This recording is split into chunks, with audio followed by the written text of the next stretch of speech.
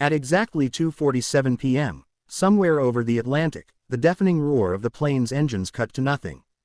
The sudden silence wasn't peace, it was terror. People froze mid-sentence. Coffee cups rattled on trays.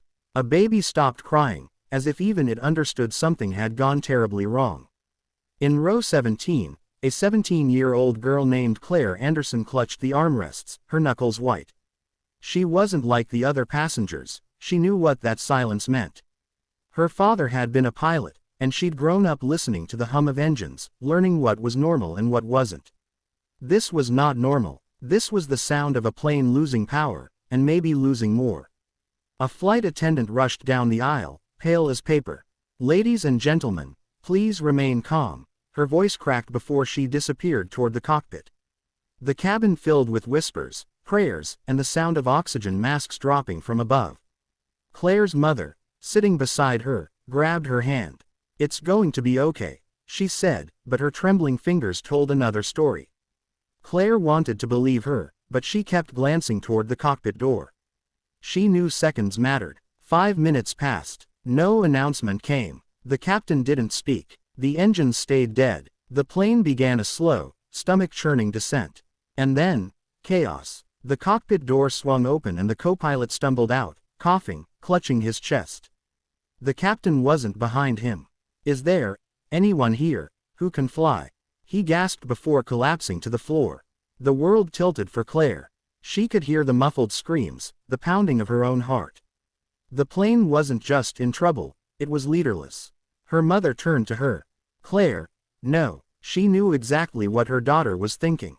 But Claire's mind was already made up. "Dad didn't teach me for nothing." She unbuckled her seatbelt and pushed past the panicked passengers. Some shouted at her to sit down, others just stared in disbelief. She stepped into the cockpit, and her breath caught. The captain was slumped in his chair, unconscious. Red warning lights glared from the control panel, alarms blaring. The radio was dead. Her hands shook as she slid into the seat. She tried to remember her father's voice. Aviate, navigate, communicate. Always in that order. But right now, communication was gone. All she had was the flying, and survival. She wrapped her fingers around the yoke. The controls were heavy, sluggish. The plane was losing altitude too fast. She had to stabilize it. Pulling on every scrap of memory from the hours she'd spent in flight simulators, she adjusted the pitch, trimming the nose just enough to keep the wings level. Passengers were crying in the background.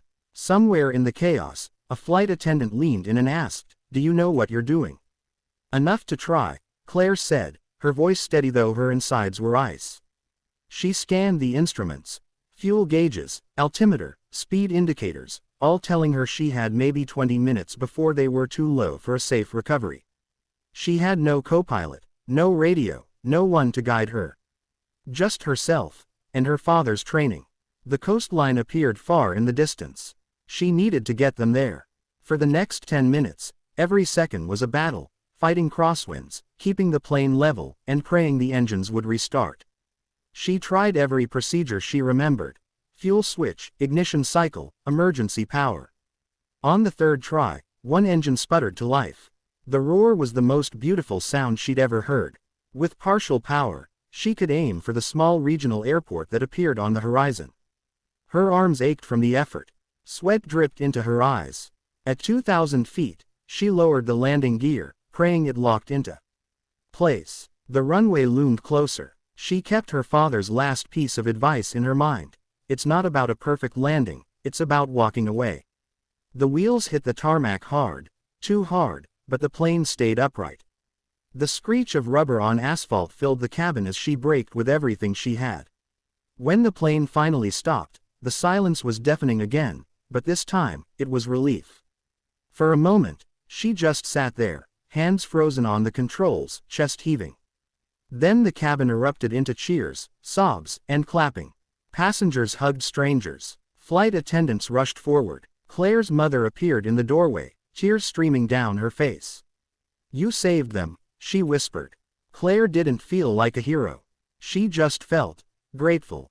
Grateful for her father, for the chance to act, and for the fact that, against all odds, she was still breathing. Later, as emergency crews escorted everyone off the plane, A little boy tugged at her sleeve.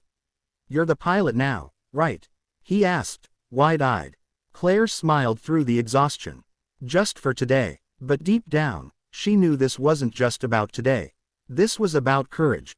The kind you don't know you have until the world goes silent and you realize you're the only one who can bring the noise back. If you want, I can expand this with richer mid-story tension and more cockpit details so it naturally fits a 55-minute YouTube pacing. That way it would really keep listeners on edge until the very end.